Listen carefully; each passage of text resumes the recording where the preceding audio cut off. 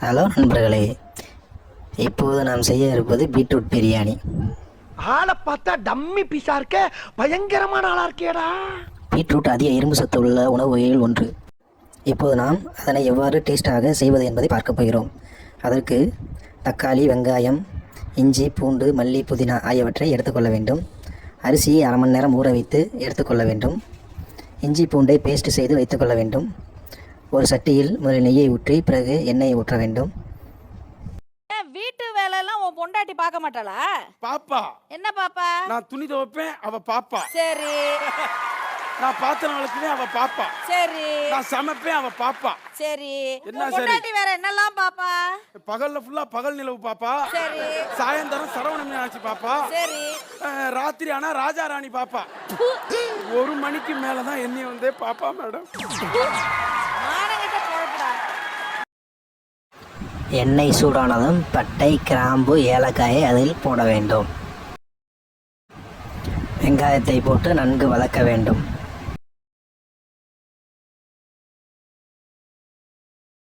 கண்ணாயிரம் அந்த வெப்பன் சடி கௌசனருங்கிறதுனால இதெல்லாம் தாங்கிக்க வேண்டியதா இருக்கு. நான் ரெடின்னு சொன்ன உடனே எந்த டைரக்ஷன்ல வேணாலும் என்னை அட்டாக் பண்ணுங்க. அதை எப்படி தடுக்கிறீங்கற மட்டும் வாட்ச் பண்ணுங்க. ரெடி.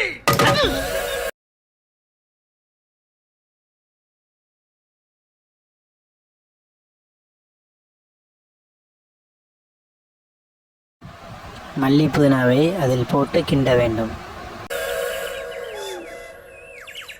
எந்த ஒரு விஷயத்தையும் பிளான் பண்ணாம பண்ணா இப்படித்தான். பிளான் பண்ணி பண்ணணும். ஓகே.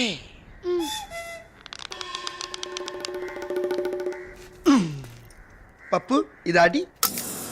லொச்சக் மொச்சக் பச்சக் குட். லொச்சக் மொச்சக் பச்சக் லொச்சக் மொச்சக் பச்சக். நறுக்கி வைத்த தக்காளியையும் அதில் போட்டு கிண்ட வேண்டும்.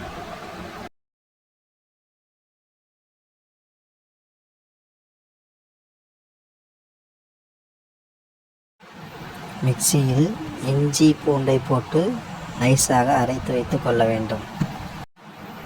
இன்னொரு சைடில் காலிஃப்ளவர் பொரியலுக்காக பாத்திரத்தில் தண்ணீர் விட்டு அதில் காலிஃப்ளவரை நறுக்கி போட்டு சிறிது உப்பு, மிளகாய்த்தூள் போட்டு கொதிக்க வைக்க வேண்டும்.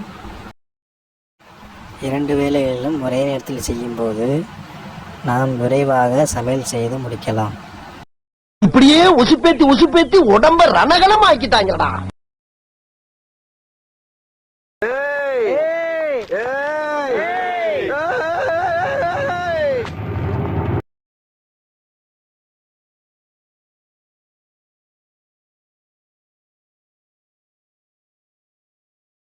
ஹலோ, இதுக்கு மேல ஒரு அடி விழுந்துச்சு என்னடா பண்ணுவ?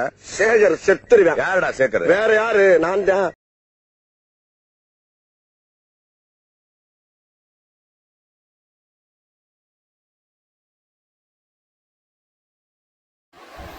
நன்றாக கொதித்ததும் ஸ்டவ்வை ஆஃப் செய்துவிட வேண்டும். நறுக்கி வைத்த பீட்ரூட்டை நன்றாக கலந்து கிளற வேண்டும். இருந்து யாரோ புதுசா ஒரு பையன் வந்திருக்கானாம்ல. எங்க இருந்தானா? பெகிரினா? தெரியாது. சார்ஜாவா? தெரியாதுப்பா. அபிதாபியா? அட நானே பிடிக்க வெளியில உட்கார்ந்துட்டு இருக்கேன். யார்ட்ட கேக்க? அந்த குடிமையான போய் கேள. சீரத்தை குடிச்சுக்க. அட சீரத்தை சுடுதா? சுடுதா? தள்ளி உட்கார். ஆமா, ஏன்டா கடப்பா பேசுற? வாயில இருந்தனால 10 இடமும் தெரியுமேங்கிறதுக்கு சொல்ல வந்தோம்னா அதுக்கு போய் ரொம்ப ரொம்ப கோபப்படுற. கேட்கிற கேள்வி மட்டும் சொல்ற வெண்ணைகளா? அண்ணே, காலிஃப்ளவர் பொரியல் செய்வதற்காக ஒரு பாத்திரத்தில் தனியாக எடுத்துக்கொள்ள வேண்டும்.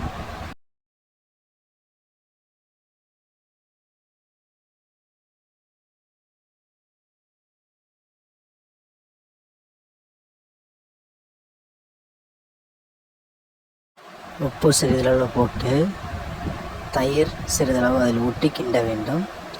பிறகு 2 பங்கு தண்ணீர் அதில் விட வேண்டும். தண்ணீர் கொதிக்கும் வரை காத்திருக்க வேண்டும்.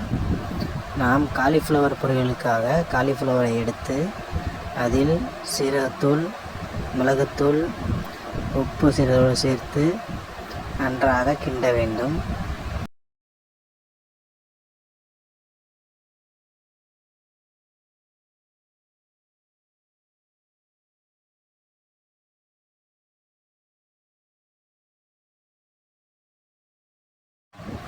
கார்ன்ஃப்ளவர் மாவு, கோதுமை மாவு, பச்சரிசி மாவு ஆகியவற்றையும் சேர்த்துக் கொள்ளலாம்.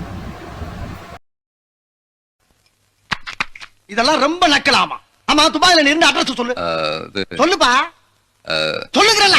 நம்பர் 6 விவேகானந்தர் தெரு, துபாய் குறுக்கு சந்து, துபாய் மெயின் ரோடு, துபாய். திருப்பி சொல்லு. திருப்பியா? அட்ரஸ் திருப்பி சொல்லு. துபாய் மெயின் ரோடு, துபாய் குறுக்கு சந்து, விவேகானந்தர் தெரு, நம்பர் 6. என்ன அப்படியே திருப்பி சொல்ற? நீ தானே திருப்பி சொல்ல சொன்ன, அதான் திருப்பி ஓ, சொன்ன. அந்த திருப்பியா? ஆஹா, பயங்கரமான ஆளா இருக்கா. எது?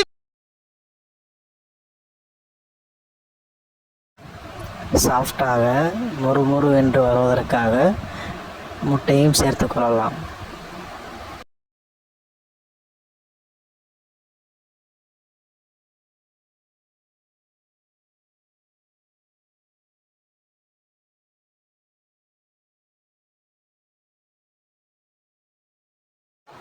மற்றொரு அடுப்பில் தண்ணீர் கொதி வந்ததும் ஊற வைத்த அரிசியை அதில் கலந்து கொள்ள வேண்டும்.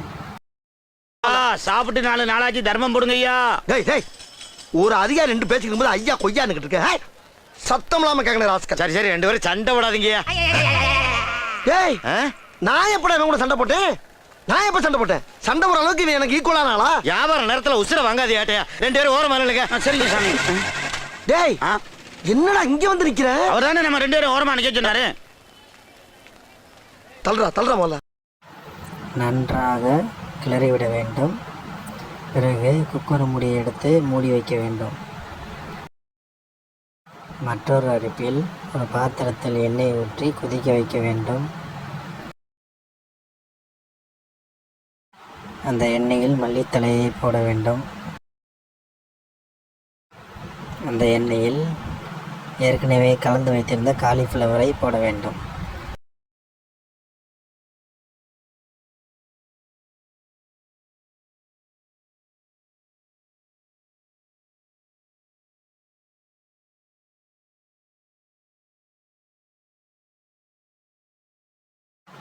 காலிஃப்ளவர் வெந்ததும் ஒரு பேப்பர் மீது அதனை எடுத்து வைக்கவும். எண்ணெய் வடிகட்டி இருந்தால் எண்ணெய் வடிகட்டியில் வைக்கலாம்.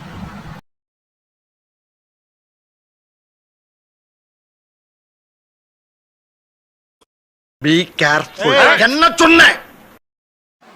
மற்றொரு அடுப்பில் இருந்த பீட்ரூட் சாதம் வெந்திருக்கும். எனவே அதனை எடுத்து பரிமாறலாம்.